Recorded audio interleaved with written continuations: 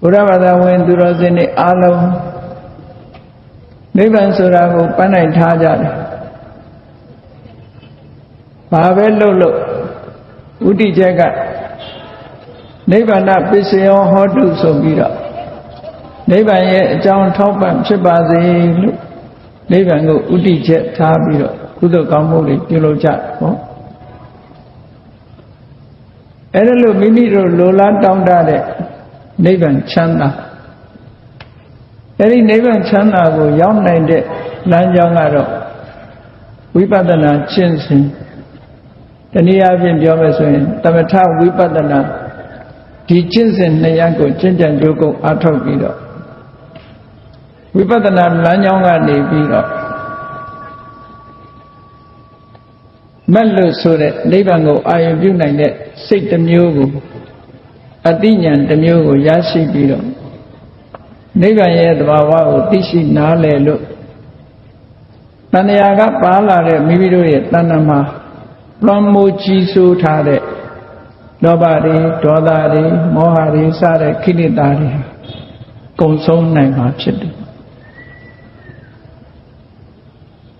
တရားတွေအတွက်ဆင်းရဲဒုက္ခလွတ်ဖို့ရလမ်းကြောင်းကဒီတစ်ခုတည်းပဲရှိတယ်တခြားနည်းနဲ့တဏှာဝကလွတ်ဖို့ဆင်းရဲဒုက္ခကလွတ်ဖို့ဆိုတဲ့လမ်းကြောင်းမရှိဘူးတတ္တစိတ်နိုင်တဲ့လမ်းကြောင်းတွေရှိတယ်ခိတ္တခဏတဏှာရဲ့ဆင်းရဲဒုက္ခတွေကတက်တာတွေတော့ရှိနိုင်သို့တော့သာဝရလွတ်မြောက်တဲ့ဆင်းရဲဒုက္ခဟာဘယ်တော့မှနောက်ကျောင်းပြန်ပြီးတော့မိမိနဲ့ပတ်သက်ပြီးနောက်ကျောင်းပြန်ပြီးတော့လှည့်လာတာမျိုးမဖြစ်စေနိုင်တဲ့နိလန်းကတော့ဒီတလန်းပဲအဲ့တော့ဝိပဿနာဉာဏ်ရင့်တန်ရေးလို့ဆိုတဲ့အခါမှာဘယ်အချက်တွေကအရေးကြီးတာလဲဝိပဿနာဉာဏ်လို့ဆိုတာဘာကိုခေါ်တာလဲလူတိုင်းအတွက်ဘာကြောင့်အရေးကြီးတာလဲဆိုတာဘုန်းကြီးတို့နိုင်မှတ်သားဖို့လိုအပ်တာပေါ့မဂ္ဂင်၈ပါးအကျင့်တရားလို့ခေါ်တဲ့မဇ္ဈိမပฏิပဒါကျင့်စဉ်မှာမြတ်စွာဘုရားကသီလပြီးတော့သမာဓိပြီးတော့ပညာလို့အဆင့်30နဲ့ဖွဲ့စည်းထားတဲ့မဂ္ဂင်၈ပါးအကျင့်တရားအတိုင်းအတာတစ်ခုရောက်တည်ထိအောင်သီလကိုလည်းဖြည့်ကျင့်ရတယ်သမာဓိကိုလည်းပဲထူထောင်ရတယ်ပညာကိုလည်းမိမိတဏ္ဍာမှာဖြစ်ပွားလာအောင်ကြိုးစားအားထုတ်ကြရတယ်ဒီသီလသမာဓိပညာလို့ဆိုတဲ့အခြေခံတရား၃ပါးနဲ့ဖွဲ့စည်းထားတဲ့မဂ္ဂင်၈ပါးလို့ဆိုတဲ့အကျင့်ကလွဲပြီးတော့နိဗ္ဗာန်ကိုမြင်မောက်ပြုနိုင်တဲ့မက်ဖို့ဆိုတာမျိုးမဖြစ်နိုင်ဘူးတဲ့နိဗ္ဗာန်ကိုသိနိုင်တဲ့မဉဏ်ဖုံဉဏ်ဆိုတာဝိပဿနာဉာဏ်ရင့်တန်မှဆက်ရောက်နိုင်တဲ့နေရာမျိုးဖြစ်တယ်ဝိပဿနာဉာဏ်မရင့်တန်မဲနဲ့မက်ဖို့နိဗ္ဗာန်ဆိုတာမက်ဖို့ကိုမဆက်ရောက်နိုင်ဘူးမက်ဖို့ကိုမဆက်ရောက်နိုင်သေးသမျှကာလပတ်လုံးနိဗ္ဗာန်ရဲ့သဘာဝကိုလည်းအာရုံပြုနိုင်မှာမဟုတ်ဘူးပေါ့ဒါကြောင့်မို့နိဗ္ဗာန်ဆိုတာမှန်းဆချက်နဲ့သာပြောပြီးတော့လက်တွေ့မျက်မှောက်ပြုနိုင်ဖို့ဆိုတာကြတော့ဝိပဿနာကျင့်စဉ်တစ်ခုချင်းဝိပဿနာဉာဏ်ရင့်တန်လာတဲ့အခါကျတော့မိမိတဏ္ဍာမှာမျက်စိဖို့စိတ်ဖြစ်ပေါ်လာပြီဆိုရင်နိဗ္ဗာန်ကိုအကွယ်ပြုနေတဲ့နိဗ္ဗာန်ကိုဖုံးကွယ်ထားတဲ့ကိလေသာတွေလုံးဝကင်းစင်သွားပြီးတော့နိဗ္ဗာန်ဆိုတာကိုကောင်းကောင်းကြီးမြင်လာနိုင်တယ်ပေါ့ဥပမာမဲ့ကောင်းကင်ပြင်မှာလာမင်းကြီးဟာလာပြီးနေ့ညအခါမှာလာမင်းကြီးပေါ်ထွက်နေတော့လဲတိမ်တိုက်တွေဖုံးအုပ်နေလို့ရှိရင်လာကိုမမြင်နိုင်တယ်လို့ပဲလူတွေရဲ့အသိစိတ်မှာလည်းပဲလောဘတွေလွှမ်းမိုးနေမယ်ဒေါသတွေလွှမ်းမိုးနေတယ်မောဟတွေလွှမ်းမိုးနေကိလေသာတွေဆိုတဲ့တိမ်တိုက်တွေဖုံးအုပ်ထားသည့်အတွက်ကြောင့် နိဗ္ဗာန်ဆိုတာကိုဘယ်လိုနည်းနဲ့မှမမြင်နိုင်ဘူးပေါ့ကောင်းကင်မှာရှိနေတဲ့လာကြီးကိုမြင်ဖို့ရအတွက်ဘာလုပ်ရမလဲလို့ဆိုရင်အဲ့ဒီတိမ်တိုက်ဆိုတဲ့အကာအကွယ်တွေဖုံးကွယ်တွေကိုဖယ်ရှားဖို့ပဲအဓိကဖြစ်တယ်အဲ့ဒီတိမ်တိုက်တွေကင်းစင်သွားတဲ့အခါမှာနိဗ္ဗာန်လာမင်းကြီးကိုမြင်ရတယ်လို့ပဲကိလေသာတိမ်တိုက်တွေကင်းသွားလို့ရှိရင်နိဗ္ဗာန်ကိုတွေ့ရှိမှာဖြစ်တယ်နိဗ္ဗာန်ဟာဘာကြောင့်အရေးကြီးတာလဲလို့လူတိုင်းစဉ်းစားကြည့်ကြဘာဖြစ်လို့အရေးကြီးတယ်လဲဘဝမှာပြောနေတဲ့ပုဂ္ဂိုလ်တွေဖို့တော့နိဗ္ဗာန်ဟာအရေးမကြီးတယ်လို့ဖြစ်နေမှာပဲဘဝကိုပြောစရာလို့မြင်နေသေးသမျှကာလပတ်လုံးနိဗ္ဗာန်ရဖို့အတွက်အေးဒီအေးဆက်ဖြစ်နေအောင်မှာပဲဒါကြောင့်မို့ဘဝရဲ့ပုံမှန်အခြေအနေတစ်ခုမြင်အောင်ဝိပဿနာကျင့်စဉ်တစ်ခုကိုကျင့်အောင်ကျင့်တဲ့အခါမှာဘဝရဲ့ရုပ်ပုံလွှာဟာလူတွေမြင်သိလာမှာဖြစ်ပါမြတ်စွာဘုရားကဘဝနဲ့ပတ်သက်ပြီးတော့ဘယ်လိုဟောထားတော့ဆိုဘဝဆိုတာဘလောက်တူတောင်းတဲ့ဘဝပဲဖြစ်ဖြစ်ချီးမွမ်းစရာမဟုတ်ဘူးတဲ့ဆက်ဆုပ်စရာကောင်းတယ်ဘာနဲ့မြတ်စွာဘုရားကဥပမာပေးထားတော့ဆိုလူတွေရဲ့မစင်ကျင်ကြီးဟာနည်းနည်းလေးပဲဖြစ်စေအနံ့ဆိုးတယ်ယွန်းစရာကောင်းတယ်အဲ့ဒါလိုပဲဘဝဟာအမတန်တူတောင်းတဲ့ဘဝပင်ဖြစ်လိမ့်မယ်စားဘယ်ဘဝပဲဖြစ်ဖြစ်ဤဘဝထို့ဘဝမှန်သမျှမစင်ပမာဆက်ဆုပ်စရာကောင်းတယ်လို့ဒီလိုဆိုတော့တာမန်ပုဂ္ဂိုလ်တွေအနေနဲ့ကတော့သဘောပေါက်အောင်မဟုတ်သေးဘူးပေါ့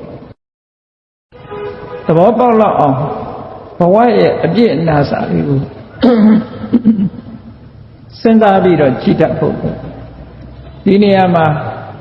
သမ္မာသင်္ကပ္ပနဲ့သမ္မာဒိဋ္ဌိမမှန်ကန်ကန်တွေးတောနိုင်မှမမှန်ကန်ကန်မြင်လာနိုင်တယ်ဆိုတဲ့ဒီနှစ်ခုဟာ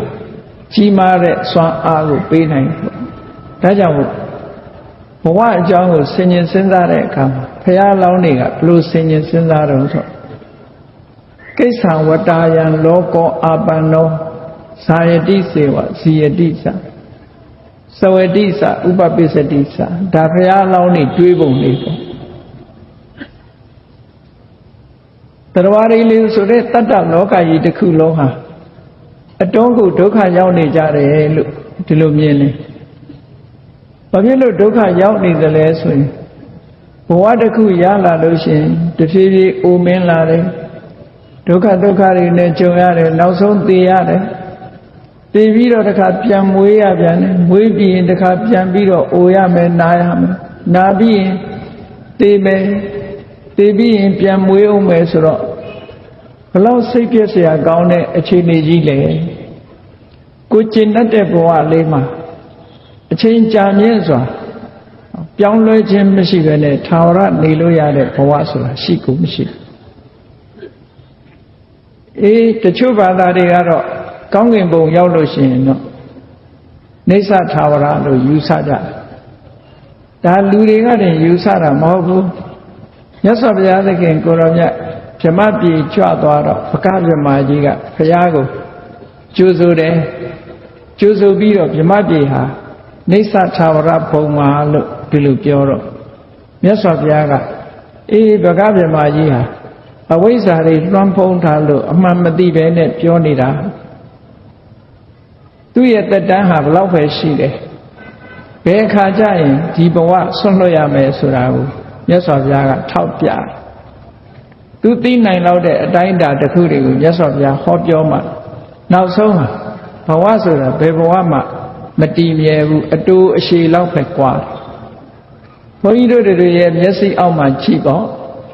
ခွေးကလေးတွေကြောင်လေးတွေဟာလူတွေလောက်အသက်မရှိကြတူတောင်းတဲ့ဘဝလေးမှာသူတို့လည်းပဲသိဆုံးသွားကြ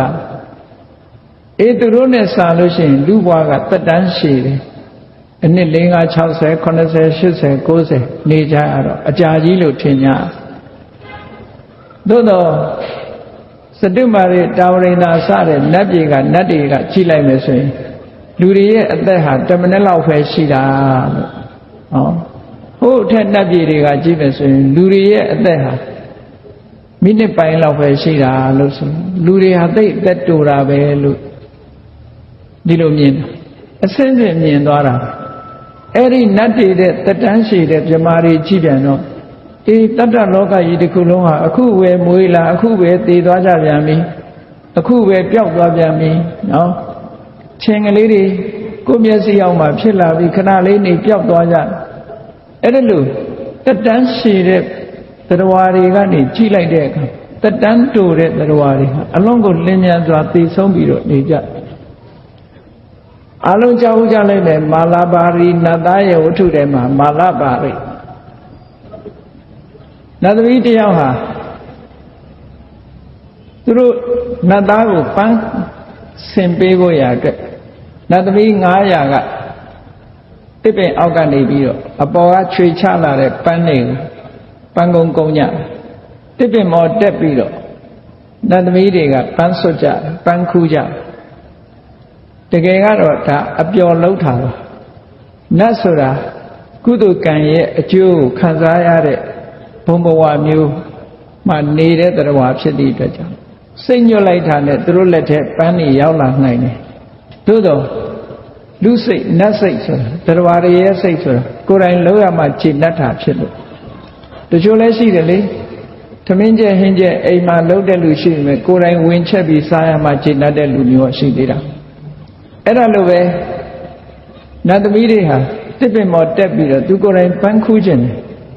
အောက်ကနေပြီးသူတို့စိတ်စွမ်းအားနဲ့ပန်းကိုခူးလိုက်ရင်လည်းရတယ်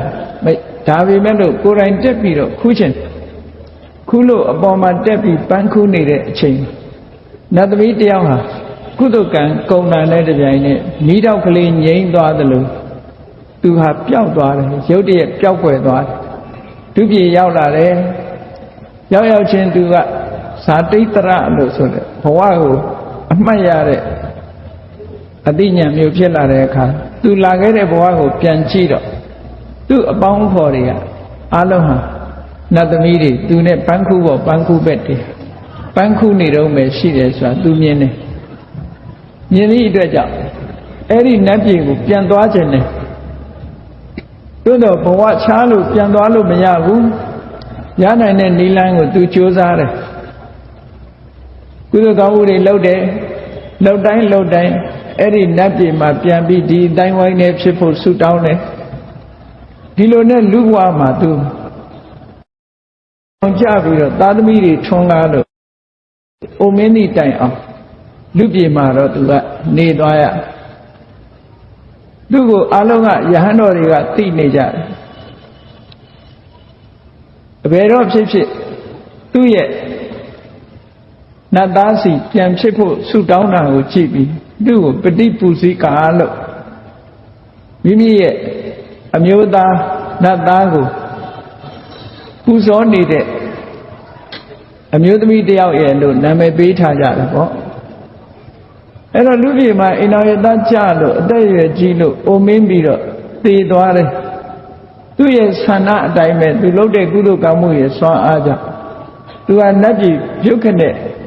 လူပြည်ကသေသွားတဲ့အခါမှာနတ်ပြည်ပြန်ရောက်သွားတယ်ဟိုမှာကပန်းခူးကြတော့ပန်းကုန်းကြတော့ပဲရှိသေးတယ်ဒီမှာကသူဟာသားတွေသမီးတွေနဲ့အသက်အရွယ်ကြီးအဖွားအိုကြီးဖြစ်လို့သေသွားတာ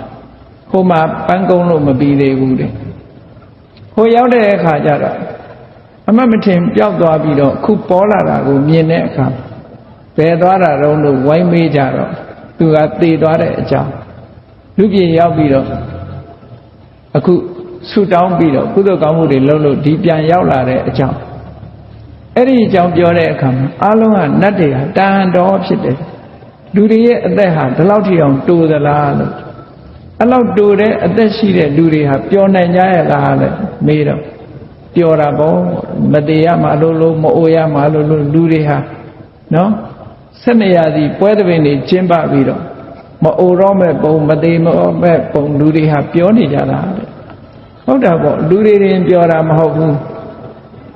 အနည်း10နှစ်လောက် ဆိုရင်သိရမဲ့ခွေးကလေးတွေကြောင်လေးတွေလည်းပြောနေကြတာပဲလေငှက်ကလေးတွေလည်းပြောနေကြတာအဲ့ဒါတွေဘာဟုတ်လဲလူတွေကြိုက်တဲ့ခြင်းလေးတွေဟာယတ္တတတစ်ပတ်လောက်တင်အသက်ရှင်ရမှာသူတို့လည်းပြောနေကြတာပဲဘဝဆိုတာအင်တမတ်တူတောင်းတဲ့ဘဝဒီလိုပြောနေနိုင်တာဟာဘာကြောင့်ပြောနိုင်တာတော့ဆိုဘဝပေါ်မှာတွေ့တာတဲ့တဏှာကြောင့်ပြောနေကြတာအဲ့တော့ဒီတဏှာကဘာဖြစ်လို့ဖြစ်နေတာတော့ဆိုအမှန်မသိလို့အမှန်သိအောင်ဘယ်လိုလုပ်ရမလဲစဉ်းစားပေါ့ဒါကိုဆိုလိုတာနော်ဘုရားလောင်းနေကြတော့စဉ်းစားလိုက်တယ်အေးဘဝဆိုတာသိဒုက္ခပေးတဲ့အရာကြီးပါလားကောင်းကွက်ကလေးတွေမကြည့်နဲ့တို့ဟာတဖြည်းဖြည်းကြီးကြီးလာတယ်အိုးအိုလာတယ်ရုပ်တွေလည်းတဖြည်းဖြည်းနော်နုပြိုရာကနေပြီးတော့ရင့်လာတယ်ရင့်လာပြီးတော့အိုမင်းလာတယ်အိုမင်းလာပြီးတဲ့အခါမှာသိဆုံးသွားကြတာပြန်တယ်လူတွေဟာဒီအခြေအနေတွေကိုကြော်ဖြတ်ပြီးတော့ဘယ်သူမှမသွားနိုင်ဘူးဒီလမ်းကြောင်းကြီးအတိုင်းသွားနေတာပါလားလို့အဲ့ဒါလို့တတိထားဆင်ញင်သုံးသပ်ကြည့်လို့ရှိရင်ဘဝရဲ့အပြည့်အနာစာတွေကိုတွေ့လာဒီထဲမှာနော်အသက်တရားမနေရအမှုတရားတွေ့ရတယ်ဆိုတာလို့စိတ်ဆင်းရဲစရာတွေခဏခဏတွေ့ရတယ်တောကဖြစ်စရာတွေတွေ့ရတယ်ကိုယ်ဆင်းရဲမှုတွေတွေ့ရတယ်စိတ်ပင်ပန်းမှုတွေတွေ့ရတယ်အမြဲတမ်းပျော်ရွှင်ပြီးတော့နေရတယ်လို့မရှိဘူးအဲ့ဒီမရှိတဲ့ဘဝလေးကိုပဲကျင့်တတ်နေခြင်းမှာမစင်စားမိလို့သာဖြစ်တယ်ဒါကြောင့်မို့ဝိပဿနာဆိုတာစဉ်းစားခိုင်းတာပါစဉ်းစားကြည့်ဖို့အခြေခံကနေစပြီးစဉ်းစားကြည့်မှတမ္မာသင်္ကပ္ပလို့ဆိုတဲ့မှန်မှန်ကန်ကန်စဉ်းစားနိုင်မှတမ္မာဒိဋ္ဌိဆိုတဲ့ဝိပဿနာဟာဖြစ်လာမှာဖြစ်တယ်ပေါ့မစဉ်းစားဘဲနေအခြေခံထိခစပြီးတော့ဖြစ်ဖို့ရမရှိပါဒါကြောင့်မို့လို့ဝိပဿနာကျင့်စဉ်ကိုကျင့်ပြီဆိုရင်အမှန်ကန်မြင်မှုအတွက်အခြေခံကအမှန်စဉ်းစားဖို့လိုအပ်တယ်ဘယ်ကနေစစဉ်းစားတော့ဆိုတာဝိသုဒ္ဓိမတ်မှာဆိုရင်တေးသေးချာချာပွင့်ပွင့်လင်းလင်းပြောထားတယ်လွန်ခဲ့တဲ့10နှစ်နဲ့ငါဒီအခု10နှစ်မတူတော့ဘူးငါရုပ်တွေဟာပြောင်းလာပြီအခြေအနေတွေမတူတော့ဘူးငါငယ်ငယ်တုန်းကပုံတရံနေမရှိတော့ဘူးဓာတ်ပုံရိုက်ထားလို့ကြည့်ပြီးတော့ရှင်ချိတ်ကြည့်ပေါ့10နှစ်သားအရွယ်တုန်းကပုံနဲ့နော်အနည်း20 30 40အရွယ်50 60ဆိုလို့ရှိရင်ပြောင်းလဲမှုကြီးကကြီးမားတယ်ပေါ့မမှတ်မိနိုင်တော့အောင်ကြီးပွားလာကြီးမားလာအဲ့ဒီသဘောတရားတွေဟာဆင်ញင်စဉ်းစားကြည့်တာဝိပဿနာလမ်းကြောင်းမို့တက်ဖို့အတွက်အခြေခံကောင်းနေပဲလို့ဒါကြောင့်မို့ဝိပဿနာဖြစ်ဖို့ရအတွက်တမ္မာသင်္ကပ္ပဆိုတဲ့မှန်ကန်တဲ့တွေးတောမှုလေးတွေးတောတယ်ဆိုတာအာယုန်နဲ့စိတ်ကိုစုံစည်းပေးတာကိုပြောတာကြံစီတယ်တွေးတောတယ်ဆိုအာယုန်နဲ့စိတ်ကိုစုံပေးတာဆုံပေးတဲ့အခါမှာအမှန်သိတယ်တခါမှမတွေးမိဘူးဆိုရင်ဘယ်တော့မှအမှန်မြင်မှာမဟုတ်ဘူးတဲ့ဒါကြောင့်ဝိပဿနာဉာဏ်ရင့်တန်လာဖို့အတွက်အရေးတကြီးလုပ်ရမယ့်ကိစ္စတွေလူတိုင်းမှာအရေးကြီးတယ်အရေးကြီးတဲ့ကိစ္စတွေလုပ်ရမလုပ်လို့ရှိရင်ဘာဖြစ်လဲလို့ဆိုရင်ဒီလိုအိုခြင်းနာခြင်းတေခြင်းဆိုတဲ့တဏှာဝတ်တွင်းကဘယ်တော့မှမလွတ်တော့အဲ့ဒီမလွတ်တာကိုတဏှာကကြိုက်နေလို့ရှိရင်တော့တဏှာထဲမှာပျော်ပျော်နဲ့နေဥမှာဆိုလိုတာကတဏှာဆိုတာပျော်စရာကြီးတယ်မဟုတ်ဘူးနော်စိတ်ပြည့်စရာတွေရှိတယ်ပျော်စရာလည်းရှိတယ်ကောင်းကွက်လည်းရှိတယ်ဆိုးကွက်လည်းရှိတယ်သို့တော့အဆုံးသတ်ကြတော့ဘယ်တော့မှမကောင်းဘူးအဆုံးသတ်ဘယ်တော့မှမကောင်းဘူးဆိုတာနောက်ဆုံးဟာ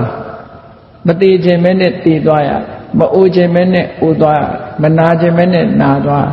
ဒါကြောင့်မို့လို့ကိုမဖြစ်ချင်တာတွေဖြစ်ရတယ်ဆိုတဲ့ဘဝမျိုးကိုဘာကြောင့်လိုချင်ရမှာလဲဒီလိုဆိုလိုတာပေါ့နော်ဒါကြောင့်ကိုဖြစ်ချင်တာတွေအကုန်ဖြစ်လို့ရတဲ့ဘဝဆိုတာမရှိပါဘူးနောက်ဆုံးမှာ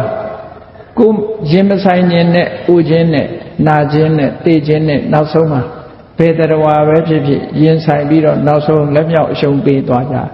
အဲ့ဒီသဘောတွေကိုဆင်ញင်စဉ်းစားကြည့်တဲ့ဝိပဿနာလမ်းကြောင်းပေါ်တက်လာမှာဖြစ်တယ်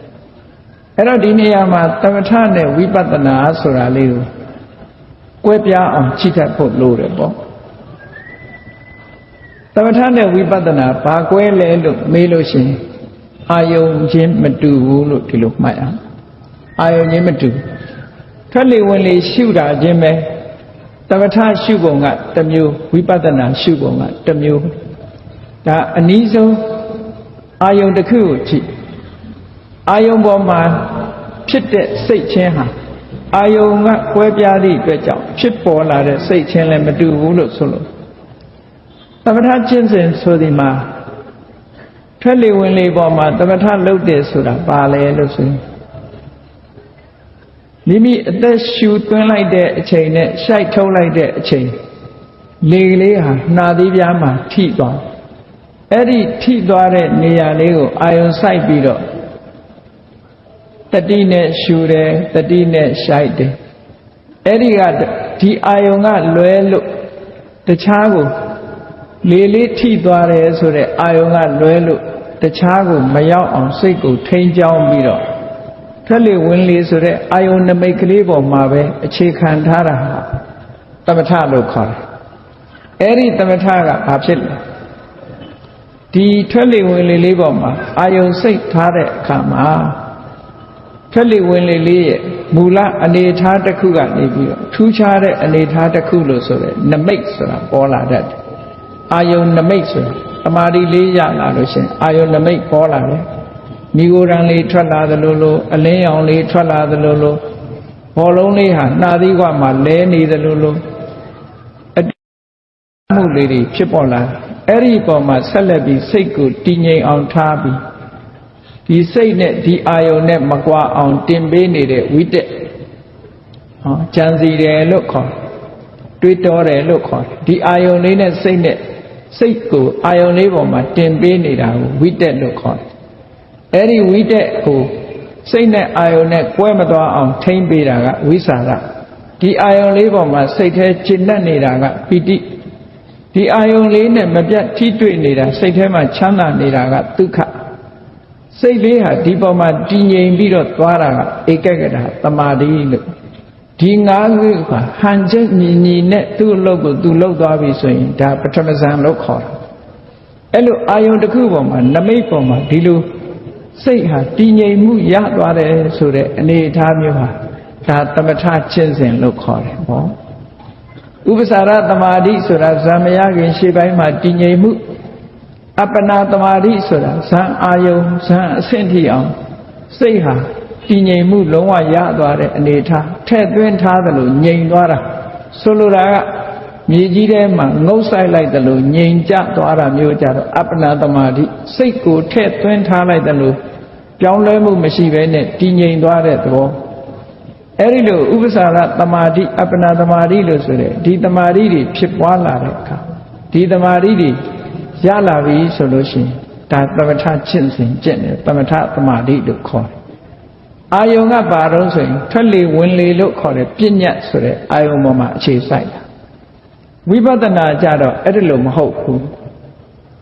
ဝိပဿနာကြတော့ထွက်လေဝင်လေကိုရှုမြင်ချက်ကတစ်မျိုးရှုတယ်ဝါရောရဲ့လှုပ်ရှားတဲ့သဘောကိုကြည့်တယ်အဲ့ဒီဝါရောကထိသွားတဲ့ကာယပတ္တာရရဲ့သဘာဝကိုကြည့်တယ်လေလေးရဲ့လေလို့ခေါ်တဲ့ဖုဒ္ဓဘအာယုံရဲ့ထိသွားရာဖြစ်တဲ့ကာယပတ္တာရရဲ့ထိရင်ထိမှန်းသိလိုက်တယ်ဆိုတဲ့စိတ်ရဲ့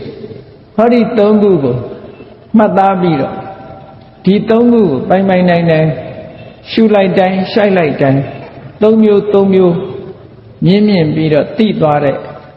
အစစ်အမှန်ဝါရောယုတ်ရဲ့သဘောကာယပတ္တာရရဲ့သဘောတလဲ့စီထိုဝါရောနဲ့ကာယပတ္တာရဆုံစည်းတဲ့အခါမှာထိမှန်းသိလိုက်တဲ့အသိစိတ်လေးရဲ့သဘောအဲ့ဒီလိုသဘာဝတရားပရမတ်တရားထိအောင်စိုက်ထိအောင်အသိဉာဏ်နဲ့ဆင်ញင်ပြီးသိနိုင်လာပြီဆိုအဲ့ဒါကြတော့မှဝိပဿနာလို့ခေါ်တယ်အဲ့ဒါလို့မဟုတ်ဘဲနဲ့စိတ်ငြိမ်ယုံကတော့သမာဓိသမထအဲ့ဒီစိတ်ငြိမ်မှုတွေပေါ်မှာသဘာဝတရားတွေကိုရှုတာပဲဖြစ်စေအာယုံကိုပဲခွဲပြားရှုတာပဲဖြစ်စေဆိုပါစို့ပထမဇန်ဆိုတဲ့အဆင့်ရောက်တဲ့အခါမှာဝိတက်ရဲ့သဘောကိုကြည့်တယ်ပထမဇန်ရပြီးတော့ထိုပထမဇန်ကနေနောက်ဆုတ်ပြီးတဲ့အခါမှာမိမိတဏ္ဍာမှာဖြစ်တယ်ဆိုပါစို့ အိမ်မက်မက်ပြီးလို့အိယာကဖြတ်ခနဲ့နိုးလာတဲ့အခါမှာအိမ်မက်ကိုပြန်စဉ်းစားတယ်လို့ပဲဟောပထမဇန်ရလို့ဇန်ကနေပြီးတော့ထွက်ခွာလာတဲ့အခါမှာအာယုံကိုမစင်ញင်မဲနဲ့ဒီအာယုံပေါ်မှာအမိပြုပြီးတော့ဖြစ်တဲ့စိတ်ကိုအာယုံပေါ်တင်ပေးနေတဲ့ဝိတက်ရဲ့သဘောစိတ်နဲ့အာယုံကွဲမသွားအောင်ထိမ့်ပေးတဲ့ဝိสารရဲ့လှုပ်ဆောင်ချက်စိတ်ထဲမှာကျေနပ်နေတဲ့ပီတိချမ်းသာနေတဲ့ဒုက္ခတည်ငြိမ်နေတဲ့တမာတိလို့ဆိုတဲ့ဒီတဘာဝတရားတွေကိုရှုမြင်သုံးသပ်လာနိုင်လို့ရှိရင်ဒါဝိပဿနာလမ်းကြောင်းလို့ခေါ်တယ်။ဟောတမထနဲ့ဝိပဿနာတမထရဲ့အာယုန်ဒီပညာဝိပဿနာရဲ့အာယုန်ဟာပရမတ်လို့ဒီလိုခွဲခြားမှတ်သားသွားပြီးတော့တမထကျင့်စဉ်ကျင့်တာလားဝိပဿနာကျင့်စဉ်ကျင့်တာလားလို့ကိုယ့်ကိုဒါမှန်ကန်တဲ့လမ်းကြောင်းပေါ်ကိုရောက်အောင်သွားဖို့လိုအပ်တယ်ပေါ့ဝိပဿနာဆိုတာပညာကိုခေါ်တာတမထဆိုတာတမာတိကိုခေါ်တာတမာတိဆိုတာစိတ်ငြိမ်အောင်လုပ်တဲ့သဘောကိုပြောတာပညာဆိုတာကအမှန်ကန်သိတာကိုပြောတာကိုယ်တဏ္ဍာမှာဘာတွေဖြစ်နေတယ်ဆိုတာအမှန်ကန်သိတာပညာနဲ့မှသိတာတမာတိရှိနေုံနဲ့သိတာမဟုတ်ဘူးလေတမထတမာတိဆိုတာပညာအာယုံပေါ်မှာစိတ်ကိုတည်ငြိမ်အောင်ထားတာသူ့ရဲ့နောက်ဆုံးအကျိုးဆက်ကတော့ဘာလို့ဆိုရင်mental power လို့ခေါ်တဲ့စိတ်စွမ်းအားတကူတွေရနိုင်တယ်ပေါ့သူ့ရဲ့လမ်းဆုံးကအဲ့ဒါပဲဝိပဿနာကြတော့အဲ့ဒါမျိုးမဟုတ်ဘူးအမှန်ကန်စဉ်းစားလို့သဘာဝတရားတွေကိုအမှန်ကန်သိလို့မှန်ကန်သိလာတဲ့အခါအမှန်ကန်သိတဲ့အပေါ်မှာဒီယုံနာဓမ္မသင်္ခါရတွေရဲ့သဘာဝကိုအရင်သိတယ်သိပြီးတဲ့အခါမှာထိုသဘာဝတွေပေါ်မှာမမြဲတာတွေသိလာတယ်ဆင်းရဲတာတွေသိလာတယ်ကိုယ်မပိုင်တဲ့သဘောတွေသိလာတယ်သိလာတဲ့အခါအပြစ်တွေမြင်လာတော့ညီးငွေ့လာတယ်ညီးငွေ့လာတော့ဓာတွေကိုလွတ်ချင်လာတယ်လွတ်ချင်လာတယ်အဲ့ဒါလို့အာယုန်တွေပေါ်မှာတွေ့တာမှုတွေရော့ပါပြီးတော့လာပြီးနောက်ဆုံးမှာတွေ့တာမှုတဏှာကို၄ချိန်ပယ်ဖြတ်လိုက်နိုင်ပြီဆိုလို့ရှိရင်ဒီပညာဟာအစွမ်းအထက်ဆုံးဖြစ်တဲ့အရဟတမေပညာဆိုတာရတယ်ပထမအချိန်ပယ်ဖြတ်လိုက်နိုင်ရင်သောတာပတ္တိမေဒုတိယအချိန်ပယ်ဖြတ်လိုက်နိုင်ရင်သက္ကာရဂါမိမေတတိယအချိန်ပယ်ဖြတ်နိုင်ရင်အနာဂါမိမေသုဒ္ဓအချိန်တွေ့တာမှုတဏှာကိုကျွင်းမဲ့ဖယ်ရှားပြစ်လိုက်ပြီဆိုလို့ရှိရင်စိတ်ဟာတည်ငြိမ်ပြီးတော့သွားတယ်လုံးဝတမာတိတည်ငြိမ်မှုမျိုးနဲ့ပညာတည်ငြိမ်မှုမျိုးကမတူဘူးအမှန်ကန်သိပြီးတော့တည်ငြိမ်သွားတဲ့တမာတိတဲ့စွမ်းဆောင်နိုင်တဲ့ကိလေသာတွေကိုဖယ်ရှားနိုင်တဲ့ပညာဟာမဲ့ပညာလို့ခေါ်တယ်အဲ့ဒီမဲ့ပညာကိုရဖို့အတွက်ဘာလို့ဝိပဿနာအထောက်ရတယ်ဒီလိုဆိုတာနော်အဲ့ဒီဝိပဿနာဆိုတာကိုယ်တဏ္ဍာမှာရှိတဲ့အမှန်ကန်တွေကိုသိအောင်ကြိုးစားခိုင်းတာကြည့်ခိုင်းတာဒါမို့ဝိပဿနာပဿနာဆိုတာကြည့်ရှုခြင်းပဲဘာနဲ့ကြည့်ရမှာလဲမျက်စိနဲ့ကြည့်တာလားမဟုတ်ဘူးအသိဉာဏ်နဲ့ကြည့်တာအသိဉာဏ်နဲ့ဆင်ញင်စဉ်းစားကြည့်တာမျက်စိနဲ့ကြည့်တယ်ဆိုတာမြင်ရတာကတာမန်ပဲမြင်ရတာဉာဏ်နဲ့မြင်တာကြတော့မတူဘူးထွန်းထွန်းဖောက်ဖောက်မြင်နိုင်တယ်မျက်စိဆိုတာအပေါ်ယံလေးပဲမြင်တာအသိဉာဏ်နဲ့မြင်အောင်ကြိုးစားအထောက်ရမယ်အဲ့တော့ဝိပဿနာလို့ဆိုတဲ့ကိုယ်တဏ္ဍာမှာရှိတဲ့ယုတ်နဲ့နံဒီတဘာဝတရားနှစ်ခုကိုအမှန်ကန်မြင်ပြီးထိုတဘာဝတရားနှစ်ခုရဲ့မမြဲတဲ့သဘောတွေကိုမပိုင်တဲ့သဘောတွေကိုလက်တွေ့ထင်ထင်ရှားရှားသိလာပြီဆိုမှတွေ့တာမှုတွေစိုးရိမ်မှုတွေဒါတွေဟာကြော်လွှားနိုင်တာနောက်ဆုံးမှာသင်္ခါရတရားလို့ခေါ်တဲ့ဒီယုတ်ဒီနံတွေရဲ့နောက်ဆုံးချုပ်ငြိမ်းတဲ့နိဗ္ဗာန်ဆိုတာကိုတွေ့ပြီးတော့ကိလေသာတွေကိုဖယ်ရှားနိုင်မှာဖြစ်တယ်ပေါ့ဒါဝိပဿနာလို့ပြောတာအဲ့တော့အဲ့ဒီဝိပဿနာဆိုတာဉာဏ်ကိုပြောတာဝိပဿနာဆိုတာထူးခြားတဲ့အမြင်တစ်မျိုးပဲဘာကြောင့်ထူးခြားသလဲလို့ဆိုလို့ရှိရင်တမ္မာမြင်တဲ့အနေအထားမျိုးမဟုတ်ဘူးအနေစာလို့မြင်တယ်ဒုက္ခလို့မြင်တယ်အနတ္တလို့မြင်တယ်စိတ်ပြည့်စရာကြီးလို့မြင်တယ်ညီးငွေ့စရာကြီးလို့မြင်တယ်တွေ့တာစရာကောင်းတယ်လို့မမြင်ဟောတာဉာဏ်ရဲ့ထူးခြားတဲ့အမြင်တွေပဲပေါ့ရထားတဲ့သင်္ခါရတရားတွေကိုတကယ်ကိုညှားညောင်းကြီးကိုစူးနေတယ်လို့ယောဂါကြီးအနာကြီးကိုမှပေါက်နေတယ်လို့စိတ်ပြည့်စရာကြီးတစ်ခုအနေနဲ့မြင်လာအဲ့ဒီမြင်လာမှုတွေဟာအင်တမ ထူးခြားတဲ့မြင်မှုတွေဖြစ်တဲ့ကြောင့်ဝိပဿနာထူးခြားတဲ့အမြင်လို့ဒီလိုပြောတာတနည်းအားဖြင့်တော့အနိစ္စတိဝိဝိဒေဟိအာကာရေဟိပတ္တတိတိဝိပဿနာမမြဲတဲ့သဘောကိုမြင်တယ်ဆင်းရဲတဲ့သဘောကိုမြင်တယ်ကိုယ်မပိုင်တဲ့သဘောကိုမြင်တယ်အဲ့ဒီလိုယုံနာဓမ္မသင်္ခါရတွေပေါ်မှာထူးခြားတဲ့အမျိုးမျိုးအဖို့မှုအခြေအနေအရရကိုအမှန်တိုင်းမြင်တာမို့ဝိပဿနာလို့ခေါ်တယ်အဲ့တော့ဝိပဿနာဆိုတာဉာဏ်ကိုပြောတာအဲ့ဒီဝိပဿနာဉာဏ်မရမချင်းဝိပဿနာဉာဏ်နဲ့မှမသွားလို့ရှိရင်မက်ဆိုတာနာကိုမချင်းကပ်နိုင်ဘူးဝိပဿနာကိုပုပ္ပဘာကမက်လို့ခေါ်တယ်မက်ဆိုတာသမ္မာဒိဋ္ဌိသမ္မာသင်္ကပ္ပသမ္မာဝါစာသမ္မာကမ္မန္တသမ္မာအာဇီဝသမ္မာဝါယာမသမ္မာတတိသမ္မာသမာဓိဆိုတဲ့ဒီ၈ခုအပေါင်းကိုမက်လို့ခေါ်တာဒီ၈ခုဟာတစုတည်းလို့ဖြစ်သွားပြီဆောင်ရွက်မှုတွေတခုတည်းလို့ဖြစ်သွားပြီဆိုလို့ရှိရင်ဒါမက်ရှေ့ပိုင်းမှာတစစီဆောင်ရွက်နေကြတယ်သူ့ပိုင်းလိုက်ဆောင်ရွက်နေကြအဲ့ဒီလိုဆောင်ရွက်နေတဲ့အချိန်မှာပုပ္ပဘာကမဲ့မမြဲတဲ့သဘောတွေကိုဆင်ញင်တဲ့ဟာကဆင်ញင်တယ်သိတာကသိတယ်မမြဲတဲ့သဘောတွေကိုထင်ရှားသိအောင်ကြိုးပမ်းမှုတွေရှိနေတယ်တတိထားမှုတွေရှိနေတယ်စိတ်တည်ငြိမ်မှုတွေရှိနေတယ်အဲ့ဒီလိုရှေ့ပိုင်းမှာအာယုန်တစ်ခုပေါ်မှာဆင်ញင်သုံးသပ်မှုတွေဟာတပြိုင်နဲ့မဟုတ်သေးပဲနဲ့အပိုင်းလိုက်ဖြစ်နေသေးရင်ဒါဝိပဿနာပုပ္ပဘာကမဲ့အားလုံးတညီတည်းဆောင်ရွက်တဲ့အနေအထားမျိုးရောက်သွားလို့ရှိရင်မက်စိတ်ဆိုတဲ့အမတမအစွမ်းထက်တဲ့လောကုတ္တရာနယ်ဘက်ကိုရောက်သွားတာအဲ့ဒါမရောက်မချင်းနိဗ္ဗာန်ဆိုတာမမြင်နိုင်ဘူးပေါ့ဒီလိုဆိုလိုတာပေါ့နော်ကောင်းပြီအဲ့ဒီဝိပဿနာဉာဏ်ဆိုဒီမှာမှတ်သားဖို့ရာကလူတွေဆူတောင်းနေကြတဲ့မက်ဖို့နိဗ္ဗာန်ကိုမျက်မှောက်ပြုရပါလို့ဤလို့ဆူတောင်းတယ်ဒါဖြင့်အဲ့ဒီမက်ဖို့ကိုဘာနဲ့ချင်းကပ်ရတော့ဆိုဝိပဿနာနဲ့ပဲချင်းကပ်အဲ့တော့ဝိပဿနာလမ်းကြောင်းကမတက်ဖဲနဲ့မက်ဆိုတာမရဘူးမက်မဖြစ်ရင်ဖို့မဖြစ်ဘူးမက်ဖို့မှမရလို့ရှိရင်ကိလေသာဆိုတာမကုန်ဘူးကိလေသာရှိနေသေးတဲ့မြတ်နိဗ္ဗာန်ဆိုတာလည်းမြင်အောင်မှမဟုတ်သေးဘူးနော်ကိလေသာအဆင့်လိုက်ပြည့်စုံတဲ့ကိလေသာတွေလုံးဝပယ်လိုက်ပြီဆိုတော့မှရတ္တမဲ့ရောက်ပြီဆိုရင်ပြည့်စုံတဲ့မြင်မှုဖြစ်တာအဲ့တော့သောတာပန်ဟာနိဗ္ဗာန်ကိုမမြင်ဘူးလားလို့ဆိုသောတာပန်ဟာစမြင်တယ်သို့တော့ကိလေသာတွေမကုန်သေးဘူးတဂရကံလည်းမြင်တယ်အနာကံလည်းမြင်တယ်နိဗ္ဗာန်သို့တော့မကုန်သေးဘူးဒါကြောင့်မို့အနာကံမြင်တဲ့နိဗ္ဗာန်ကိုအဝေးမြင်လို့ဒီလိုခေါ်တဲ့သဘောရှိတယ်တခါတော့ကသုတ်တန်တစ်ခုမှာဥပမာပေးထားတာရှိတယ်ဘဝနိရောဓနိဗ္ဗာန်နိဗ္ဗာန်ဆိုတာဘဝရဲ့ချုပ်ငြိမ်းမှုခေါ်တယ်လို့ဆိုဒါဖြင့်ယဟန္တာဖြစ်နေပြီလားလို့ဆိုတော့ရှင်ခေမကဒီတရားဆွေးနွေးပွဲမှာဒီမေကွန်မေးတဲ့အခါမှာယဟန္တာတွေဟာတဦးနဲ့တူဖြည့်ရှင်းတဲ့အခါမှာဘာနဲ့ဥပမာပေးတုံဆိုလို့ရှိရင်ရေရင်းကြီးတွင်တွေ့တယ်တဲ့ရေရင်းကြီးတွင်တွေ့တဲ့အခါဒီအပေါ်ကနေလှမ်းပြီးတော့ကြည့်လိုက်တော့အထဲထဲမှာရေဆိုတာမြင်ရသို့တော့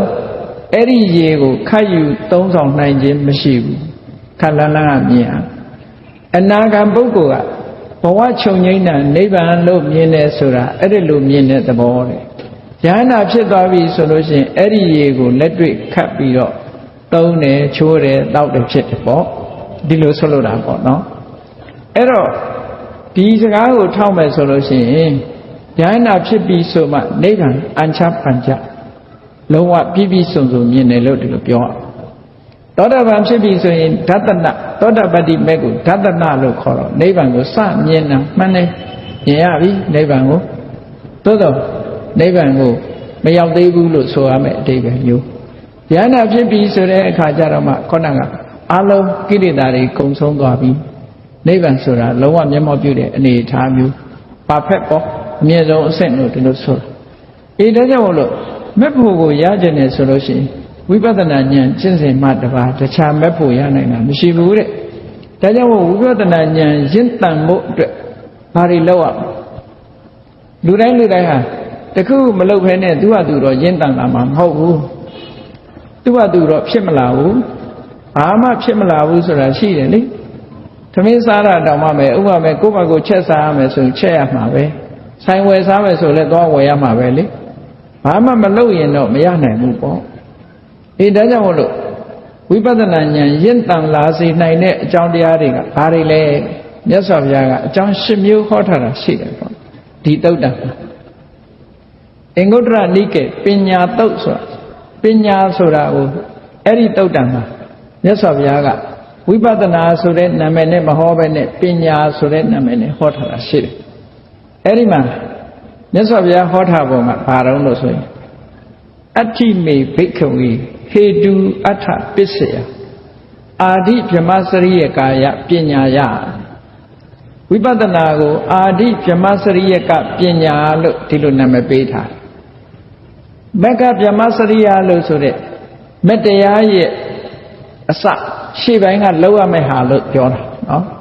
မက္ခဗြဟ္မစရိယရောက်ဖို့ရအတွက်ဆိုလိုတာကမက်ရဖို့အတွက်မလို့ရဝိပဿနာလို့အဲ့ဒီဝိပဿနာပညာအရင်ရအောင်ကြိုးစားအထောက်အမယ်တဲ့အဲ့ဒီရဖို့ရအတွက်အကြောင်း၈မျိုးရှိတယ်တဲ့အဲ့ဒီအကြောင်း၈မျိုးဟာ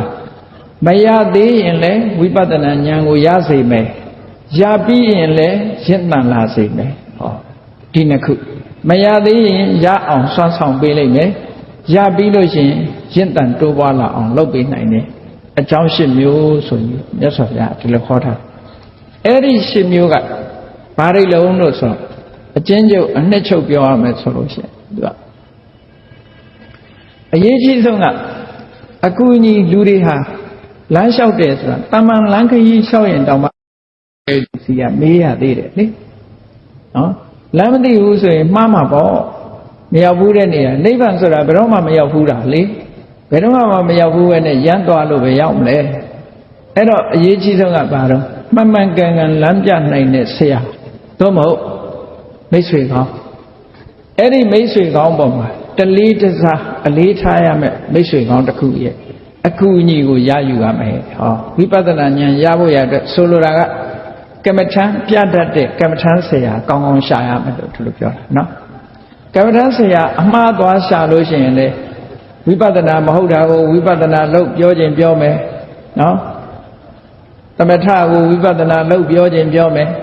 တရားဓုမဟုတ်ဘဲနဲ့အတုအယောင်ကိုပဲတရားဓုလို့ပြောခြင်းပြောမယ်လမ်းနေလွဲကုန်နော်အဲ့ဒါကြောင့်မလို့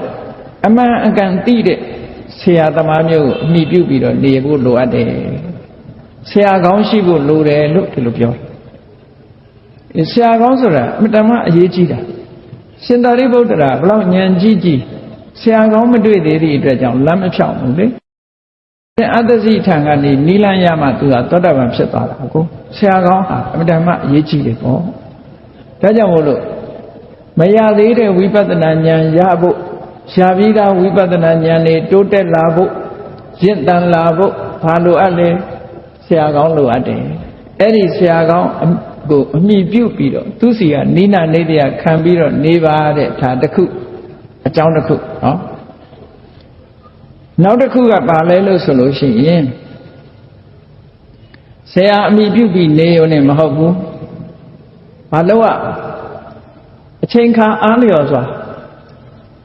ကိုကျင့်စဉ်နဲ့ပတ်သက်ပြီးဆရာသမားထံတွားပြီးတော့မရှင်းတာတွေကိုမေးဖို့လိုအပ်တယ်ကိုကျင့်တဲ့ကျင့်စဉ်ရဲ့မရှင်းလင်းတဲ့အချက်လက်တွေကိုယ့်အကိုယ်ပဲအဟုတ်ထင်နေလို့ရှိရင်လမ်းလွဲတော့မှာပေါ့ဒါကြောင့်မို့လို့တကယ်ညွှန်ပြနိုင်တဲ့ဆရာကောင်းသမားကောင်းရှိရမယ်ရှိပြီးရင်သူ့စီမှာအခါအားလျော်စွာသွားပြီးတော့မိကုန်းနေမေးပါတဲ့မေးဖို့လိုအပ်တယ်တဲ့မေးတဲ့အခါကျတော့မှကိုသွားတဲ့လမ်းကြောင်းဟာရှင်းပြီးတော့မှန်ကန်တဲ့လမ်းကြောင်းကိုရောက်မှာဖြစ်တယ်ပေါ့ဒါလို့ဆိုလို့အဲ့ဒါလို့ဆရာလည်းရှိတယ်ဆရာကိုမေးဆရာတွေမေးပြီးတော့လမ်းကြောင်းကိုရှင်းအောင်လုပ်နိုင်တယ်နံပါတ်3ဘာအရေးကြီးတာတုံးဆိုကာယဝိဝေကစိတ်တဝိဝေကမိမိအနေနဲ့ကလည်းပဲဒီကာယဝိဝေကဆိုတာတရားအထုတ်တယ်ဆိုတဲ့အခါမှာတကူဒီအထုတ်ဖို့လိုတယ်အထုတ်တဲ့အချိန်လေးမှာအဖော်လေးနဲ့ဆိုလို့ရှိရင်တော့မဖြစ်နိုင်အဖော်လေးတွေနဲ့အထုတ်နေလို့မရ အဖော်လို့ဆိုကြတဲ့ကစိတ်ကအဖော်ကိုကြည့်နေတော့တာဘုံဘုံတို့ငယ်တော့စကိုင်းတောင်မှာကမ္ဘာအထောက်ရတဲ့ခြောင်မှာသွားပြီးတရားအထုတ်တယ်ပေါ့ငယ်ငယ်ဆိုတော့လူကြီးတွေကထိုင်ခိုင်းလို့ထိုင်တယ်ကိုတယောက်တည်းမဟုတ်တဲ့အခါကျဘာဖြစ်တုံဆိုလို့ရှိရင်နော်ကိုဖြစ်တာကိုပြောပြတာပါဘာဖြစ်တုံဆိုတော့မျက်စိဖွင့်ပြီးကိုနာကလူဘာလုပ်နေလဲကြည့်ချင်စိတ်ကအဲ့လိုကြည့်တဲ့အခါကျကလည်းငိုက်နေတာတွေ့ရတယ်အမျိုးမျိုးပေါ့လေလူကိုကြည့်ပြီးတော့ဘာဖြစ်တုံရည်ချင်းလားရည်ချင်းလို့အတန်ထွက်အောင်ရည်တဲ့အခါကျတော့ဘာဖြစ်တုံခေါင်းခောက်ခံတာငယ်ငယ်တုန်းကအဲ့ဒါတရားထိုင်ငယ်တုန်းကခေါင်းခောက်ခံခဲ့ရတာပဲဖတ်တယ်တော့ group meditation မှာဒီလိုဖြစ်တယ်သူများကိုလိုက်ကြည့်ချင်တယ်လေသူဘယ်လိုထိုင်နေတာတော့ဆိုသွားကြည့်တချို့ကလည်းမျက်မှောင်ကြီးကုပ်ပြီးတော့ထိုင်နေတာတွေ့တော့ရည်ချင်းလားတချို့ကလည်းငိုက်နေတာတွေ့တယ်ဟောအဲ့ဒါတွေ group meditation မှာတယောက်တယောက်ကြည့်ချင်တဲ့စိတ်ကလူငယ်ဆိုတော့စူးစမ်းနေတာနဲ့တရားဟာဘယ်လိုလုံးမှမရနိုင်ဘူးတဲ့အဲ့ဒါကြောင့်မလို့ကာယဥပကာသကိုတယောက်တည်းလုပ်ပါနောက်တစ်ခုကလူတွေကတယောက်တည်းနေမယ်လို့စိတ်ကအိမ်ရောက်နေတာအများတယ်အဲ့ဒီလိုစိတ်ကကိုယ်နဲ့ကင်းကွာပြီးတော့လူကသာလွတ်လပ်ပြီးတော့စိတ်ကမလွတ်လပ်ပြန်လို့ရှိရင်လည်းတရားဥပယနိုင်ဘူးတဲ့ဒါကြောင့်မို့ကာယဥပကာသစိတ်တဥပကာသကိုယ်ကလည်းလွတ်လွတ်လပ်လပ်တူးရဲဖြစ်ရမယ်စိတ်အနေနဲ့ကလည်းကမ္မထာအာယုံမှတပါတခြားအာယုံကိုမရောက်အောင်ထိန်းထားနိုင်စွမ်းရှိရမယ်အဲ့ဒီနှစ်ခုနဲ့ပြည့်စုံဖို့လိုအပ်တယ်တဲ့ဒါဝိပဿနာဉာဏ်ရင့်တတ်ဖို့အတွက်ဒီလိုဆိုလိုတာနော်ရင့်တတ်ဖို့ဆိုတာအဲ့တော့အခုခေတ်မှာတော့ group meditation တွေပဲဦးစားပေးနေရ group meditation တွေမှာဦးစားပေးတဲ့အခါထိုင်ပြီဆိုတဲ့အခါမှာစုပေါင်းထိုင်တဲ့အခါတခါညောင်းလို့ဟိုဘက်ပြောင်းဒီဘက်ပြောင်းခုခေတ်က meditation ထိုင်တာတွေကလည်းအမျိုးစုံပဲလေထကခြင်းလည်းကနေကြတာဆိုတော့အဲ့တော့အာယုံကလည်းတည်ငြိမ်မှုရတော်တော်ခက်တယ်ပေါ့နော်အဲ့တော့ဒီလိုကာယဥပကာသစိတ်တဥပကာသလို့ဆိုတော့တကူဒီအာထုတ်ဖို့နဲ့စိတ်ကတည်ငြိမ်မှုဘယ်ကိုမှမတွေးပဲနဲ့ကပ္ပထာအာယုန်တစ်ခုတည်းဆိုတဲ့စိတ်တဝိဝေကဒီနှစ်ခုရှိဖို့လိုအပ်တယ်တဲ့ဒါလည်းအရေးကြီးတဲ့ဟာတစ်ခုမရသေးတဲ့ဝိပဿနာဉာဏ်တွေရလာမယ်ရပြီးသားဝိပဿနာဉာဏ်တွေရင့်တန်လာမယ်လို့ဒီလိုဆိုတယ်ဒါကအထုတ်နေတဲ့အချိန်မှာလိုအပ်တဲ့အချက်ကိုပြောတာအခြေခံရှိရမယ့်ဟာကတော့ဘာလို့ဆိုရင်နံပါတ်1ကိုချင်းသီလရှိဖို့ကိုချင်းသီလကောင်းရမယ်ဒါကြောင့်တရားထိုင်ခါနေမှာသီလဆောက်တည်လိုက်ရဘာဖြစ်လို့သီလကအရေးကြီးတာလဲလို့ဆိုရင်လူတွေမှာတစ်ခါတစ်ခါကမ္မထာနှလုံးသွင်းရင်တခြားအတွေးတွေဆိုတာဝင်လာတတ်တယ်အဲ့ဒါလို့ဝင်လာတဲ့အခါကိုမဟုတ်တာလှုပ်ထားတာတွေကလာပြီးတော့ဒီအရေးမဲကြီးလာထိုးတယ်လို့ကိုလှုပ်ထားတာတွေလာပေါ်တတ်တယ်ပေါ့အဲ့ဒီပေါ်တာစိတ်ကိုအနှောင့်အယှက်ဖြစ်ပြီးတော့တမာတိပြပြားစေနိုင်တယ်ဒါကြောင့်မို့လို့ငါသီလလုံခြုံနေခုပဲစောင့်တည်ထားတာဘယ်သီလမှမကျိုးပေါက်သေးဘူးငါလိုသီလရှိနေတဲ့ပုဂ္ဂိုလ်တယောက်ဟာမက်ဖို့နိဗ္ဗာန်ရဖို့မခဲရင်ပါဘူးလို့ကိုယ်စိတ်ကိုငါဟာအပြစ်ကင်းတဲ့ပုဂ္ဂိုလ်တယောက်ဖြစ်တယ်ကိုချင်းသီလကိုဆင်ញင်လိုက်တဲ့အခါမှာစိတ်နှလုံးအေးချမ်းပြီးတော့ပါမောဇ္ဇတွေဖြစ်မယ်ဝမ်းသာမှုတွေဖြစ်မယ်ကြည်နူးမှုတွေဖြစ်လာမယ်စိတ်ငြိမ်းချမ်းမှုတွေဖြစ်လာမယ်ချမ်းသာမှုတွေဖြစ်လာပြီဆိုရင်တမာရိယလားဆိုလိုတာကသီလအခြေခံလို့ရှိရင်တမာရိယဖို့အတွက်လမ်းကြောင်းဖြောင့်နေတယ်လို့ဒီလိုပြောတာနော်ဒါကြောင့်မို့သီလကိုဆင်ញင်ပေးလိုက်လို့ကိုယ်သီလကိုကျင့်အားရပြီဆိုတဲ့အခါမှာစိတ်ကငြိမ်သွားလိမ့်မယ်တမာတိကောင်းကောင်းရနိုင်တယ်ဒါကြောင့်မို့သီလရှိဖို့ရလည်းပဲလိုအပ်တဲ့အကြောင်းတစ်ခုဖြစ်တယ်ဟောနောက်တစ်ခုကဘာလို့ဆိုလို့ရှိရင်ကမ္မဋ္ဌာန်းတရားအထုတ်ပြီဆိုရင်လုံလောက်တဲ့ဘုဒ္ဓတတစ်ခုရှိဖို့လို့ဘုဒ္ဓတတချို့ကတော့ကမ္မဋ္ဌာန်းအထုတ်ရင်စာတတ်ဖို့မလိုဘူးစာခန်းနေလိမ့်မယ်နဲ့ပြောကြတယ်အဲ့ဒါနဲ့ပဲလူကလည်းပြင်းတာနဲ့စာခန်းမှာကြောက်တာနဲ့ဆိုဘာမှမလေ့လာပဲနဲ့နေတယ်ဘာမှမလေ့လာတော့ဘာမှမသိတော့ဘူးပြီးဘာမှမသိတော့ပြောသမျှယုံသောတာပန် certificate ပေးလဲအဟုတ်ကြီးထင်နော်အဲ့တော့ကိုယ်မှမရပဲနဲ့ရတယ်လို့ထင်ပြီးတော့မာနကြီးတခွဲသားနဲ့ဒုက္ခရောက်မှာပေါ့ ကိုယ်တိုင်သိပြီဆိုလို့ရှိရင်သူများပြောတာယုံစရာမှမဟုတ်တော့တာဒါကြောင့်မို့မြတ်စွာဘုရားကဒီမှာဒီသီလရှိပြီးတဲ့နောက်ရှိဖို့လိုအပ်တာဘာလို့ဆိုဘောဓုတဆိုတာမြတ်စွာဘုရားဟောတဲ့ဒီကမ္မထာနဲ့ပတ်သက်တဲ့တရားဓမ္မတွေလုံလောက်အောင်သိဖို့လိုလမ်းကြောင်းကိုစုံအောင်သိဖို့လိုမှတ်တင်တာမှတ်ကြက်တင်တာကြက်မှတ်တင်တာမှတ်ပြီးအ내အဓိပ္ပာယ်နဲ့ကွာဆိုတော့ရုပ်ဆိုတာဘာလဲနာမ်ဆိုတာဘာလဲဆိုတာကိုတည်တည်ချာချာသိဖို့ဒီလိုရုပ်နာမ်ရဲ့သဘာဝကိုတည်တည်ချာချာသိဖို့ခန္ဓာရဲ့သဘာဝကိုတည်တည်ချာချာသိဖို့အဲ့ဒါတွေကိုတည်တည်ချာချာမသိလို့ရှိရင်ဒုက္ခရောက်မှာပေါ့ဟောဒီလိုဆိုလိုတာเนาะအဲ့ဒါကြောင့်မို့လို့လုံလောက်တဲ့ဘောဓုတရှိရအဲ့ဒီဘောဓုတရှိတဲ့အခါမှာကိုယ်စိတ်အခြေအနေကိုကိုယ့်ကိုပြန်ကဲခတ်တတ်ရရှင်အာနန္ဒာကြည့်ရှင်အာနန္ဒာဟာဗိဓိကသုံးပုံဆောင်တဲ့ပုဂ္ဂိုလ်ပဲဘယ်စာခံလိုက်မလို့စာဉဏ်ရောက်မို့လို့သူကမြန်မြန်ရသွားစာဉဏ်ရှိတာရှင်အာနန္ဒာလက်ကျင်ကလို့သံဃာရဏပွဲကြီးကျင်းပတော့မယ်ဆိုတဲ့အချိန်မှာတညလုံးတရားအထုတ်တယ်တရားထုတ်တယ်မအိပ်မနေတရားထုတ်တဲ့အခါကျတဲ့ကိုမတဲ့ဘူးဟောအသိဉာဏ်ကဖြစ်မလာဘူးကိလေသာတွေကကုန်မသွားဘူးတမာရီတွေရှိရတဲ့နဲ့နော်ဟန်ကြပညာဖြစ်မလာအန်ကြမဖြစ်တဲ့အခါသူကသူစဉ်းစားတယ်ငါဘာဖြစ်နေလဲဘာကြောင့်တရားတို့မရနိုင်တာလဲလို့ကြည်တာရခြင်းဇောကအာကြီးနေတာလက်ဖြင့်ကပွဲဝင်ရတော့မှသူတစ်ပါးတည်းပဲသောတာပန်ကျန်တာတွေကယဟန္တာဒိဋ္ဌိကျဲတယ်ပွဲဝင်မလှဘူးပေါ့ယဟန္တာဖြစ်မှဖြစ်မယ်ဒီနေ့ညယဟန္တာဖြစ်မှနောက်နေ့မှာပွဲဝင်လို့လှမယ်ဆိုတညလုံးစိတ်တန်တန်နဲ့အားထုတ်တဲ့အခါကျတော့စိတ်ကတင်းလွန်အားကြီးပြီးစေတသိကဝီရိယလို့ခေါ်တယ်စိတ်ရဲ့တင်းနာလွန်နေတယ်ပေါ့စိုးရိမ်ပြီးတော့စိုးရိမ်တယ်ဆိုတာစိတ်အားတင်းတာဟာစိတ်ကမြင့်တင်လွန်အားကြီးနေတဲ့အခါဘာဖြစ်တုံးဆိုဝီရိယကလွန်ကဲနေတယ်လွန်ကဲနေတဲ့အခါကျတော့ဝီရိယလွန်တဲ့အခါကျတော့ဥဒိစ္စတွေဖြစ်လာအញ្ញမဖြစ်ဝီရိယနဲ့တမာတိမမျှအဲ့ဒါကိုစာတတ်တော့သူကသိတယ်ပြီးတော့အော်ငါဝီရိယလွန်လို့ဥဒိစ္စဖြစ်တာပဲတမာတိနဲ့မမျှဘူးကဲဝီရိယကိုနည်းနည်းလျှော့ချအောင်လျှော့ချမယ်ဆိုပြီးတော့ခိတ္တခဏဝီရိယကိုလျှော့ချလိုက်တာအိယာညောင်ဆောင်ပေါ်မှာခိတ္တခဏလှဲပြီးတော့တရားမှတ်မယ်လို့တရားမလွတ်ဖဲနဲ့ရှင်အာနန္ဒာဟာသူလျောင်းဆက်မဲ့ညောင်ဆောင်ပေါ်မှာတင်ပစောင်းလေးလွှဲပြီးတော့တင်ပြီးတော့လူကလှဲအိတ်ကလေးမှာခြေထောက်ကကျန်းကနေလွတ်သွားပြီးတော့ခေါင်းမထိခင်စာကြားလေးမှာတမာတိနဲ့ဝီရိယဟာစံချိန်ကိုက်သွားပြီးတော့ယ ahanan ဖြစ်သွားတယ်ကဲဒီလိုဆိုတာနော်အញ្ញဖြစ်သွားနှုတ်ဝီရိယကိုနည်းနည်းလျှော့လိုက်ဆိုလိုတာကဒီရွှေကိုမိုက်ပေါ်မှာတင်ပြီးတော့ရွှေကိုတန့်စင်တဲ့ဒူးလိုပဲမီးပြင်းသွားလို့ရှိရင်လေရွှေကကျွတ်ဆက်သွားလိုက်ရေတွေခဏအေးခံလို့ရှိရင်လေရွှေတွေကအညစ်အကြေးတွေကမထွက်ဘူးအဲ့တော့မပြင်းလွန်မပူလွန်အလှဲ့ချဒါရွှေကျင်တဲ့လူတွေပို့ဒီလိုလုပ်ရအဲ့ဒါလိုပဲ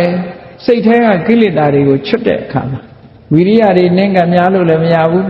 တမာတိတွေနင်းကများနေလို့လည်းမရဘူးဝီရိယနဲ့တမာတိကိုအញ្ញပัญจနှစ်ခု balance ဖြစ်အောင်လုပ်မှရတယ်အဲ့ဒီလိုအတိဟာဘောဓုတမရှိပဲပဲသိမလဲအဲ့ဒီစာသိပေါ်မှာအခြေခံပြီးတော့သူ့ကိုယ်သူပြင်လိုက်တဲ့အခါမှာတရားတို့တရားမြတ်ရသွားဝိပဿနာဉာဏ်ဟာရင့်တန်လုံလောက်သွားတယ်လို့ဆိုတာနောက်တစ်ခုလိုအပ်ချက်ကဘာလို့ဆိုရင်အာရတဝီရိယ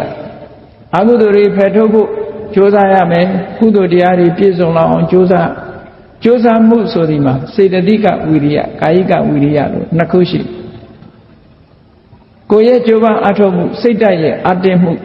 ဒီနှစ်ခုနဲ့ပြည့်စုံပြီးတော့လုံလောက်တဲ့အနေအထားမျိုးရောက်အောင်ကြိုးစားအထောက်မှုလိုအပ်တယ်တဲ့နောက်တစ်ခုနံပါတ်9ကဘာလဲလို့ဆိုရင်တရားဓုတရားများဟာတထိုင်နဲ့နဲ့ရကြမှာရတယ်တဖြည်းဖြည်းလှုပ်ယူရတာရှိတယ်အချိန်မှန်ထိုင်သွားပြီးတော့အချိန်မှန်လှုပ်ရ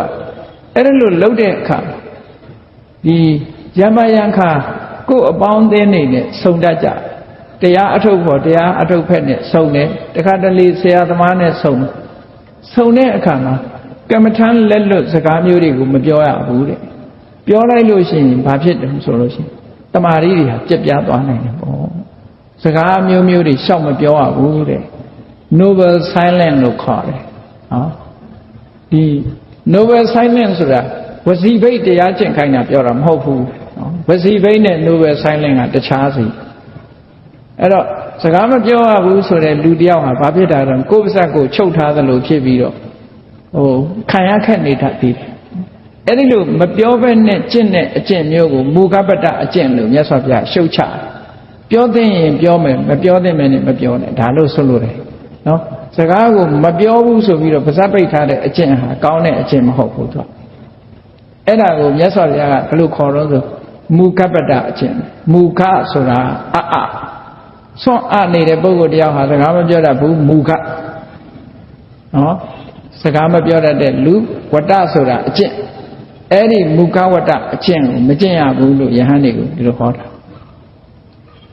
ဘုရားရဲ့အဆုံးအမကရှင်းရှင်းလေးပါမင်းနှစ်ယောက်ဆုံးလာမိလို့ရှိရင်တဲ့နှစ်ယောက်ဆုံးလာလို့ရှိရင်တဲ့စကားပြောဖို့ကြုံလာရင်တရားစကားပြောတယ်အရာတဲ့စကားတွေမပြောနဲ့တရားစကားပြောစရာမရှိလို့ရှိရင် noble silent ကမ္မထမ်းကိုနှလုံးသွင်းနေတာဖြစ်စေတမာတိလုပ်ငန်းတစ်ခုကိုလုပ်နေတာဖြစ်စေ noble silent ဆိုတာကိုယ်ကမ္မထမ်းကိုအာယုံပြုနေတာအဲ့ဒါကို noble silent လို့ခေါ်တယ်အရိယောတုံနိဘာဝတဲ့အဲ့ဒီနှစ်ခုပဲမြတ်စွာဘုရားစကားမပြောနဲ့လို့မပိတ်ဘူးဘုရားနော်မြတ်စွာဘုရားဟောတာကအဲ့တိုင်ဟောတာပါဠိကိုလိုချင်လို့ရှိရင်ပြောပြတဏိပဋိဒါနံဝောဘိက္ခွေဒွါယံကရဏီယံတဏိပဋိဒဆိုတာစုံစည်းတာ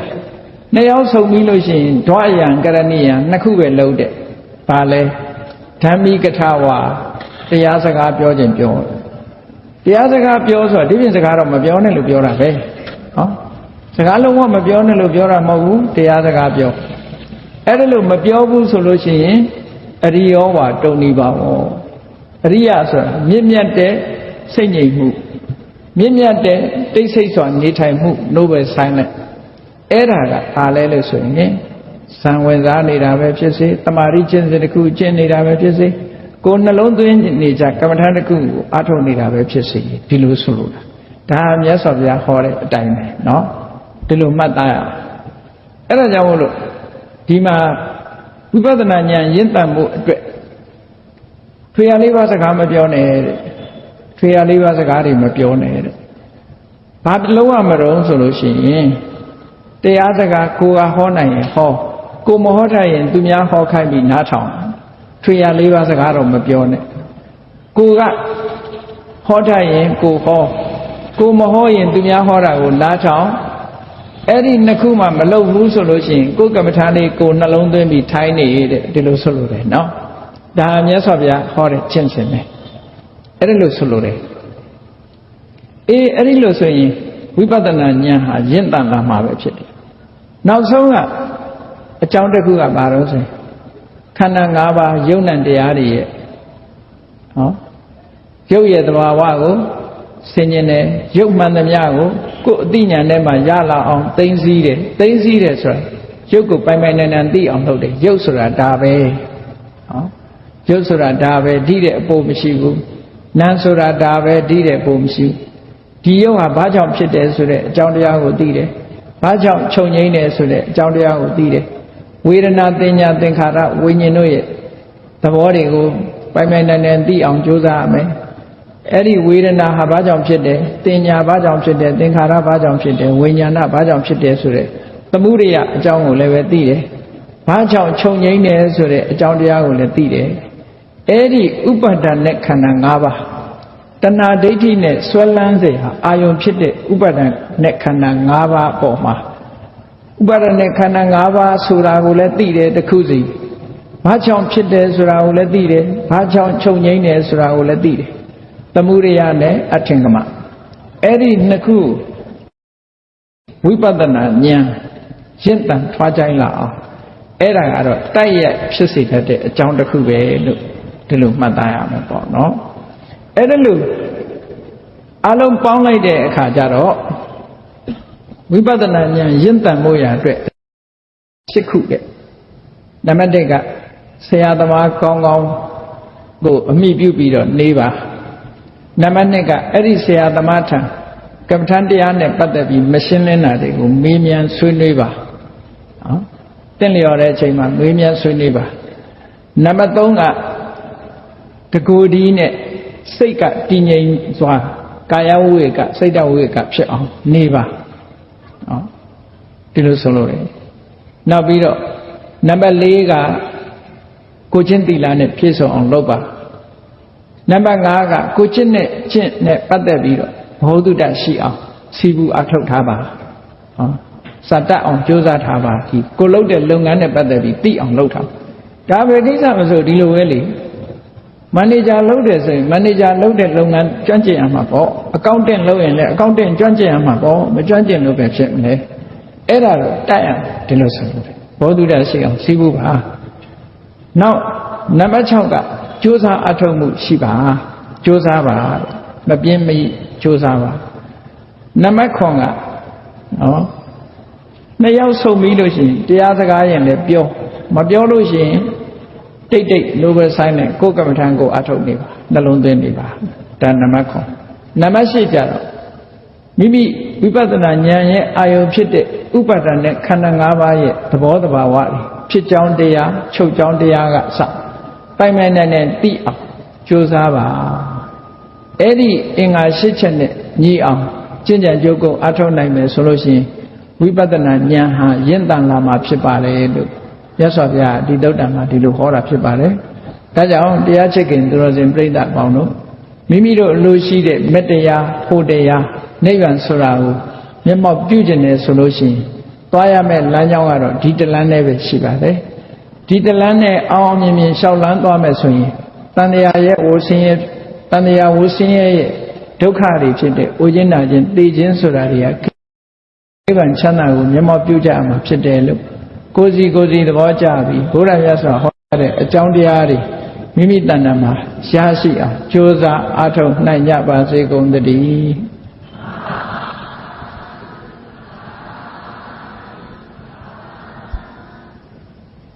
ကဲမေတ္တာပို့ရအောင်တတ္တဝါများစွာ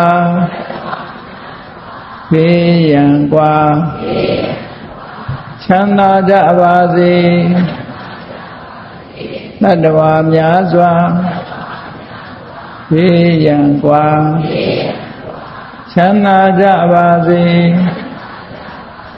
မေတ္တာရေချမ်းသုံးငါဖြံငြိမ်းချမ်းကြပါစေမေတ္တာရေချမ်းသုံးငါဖြံ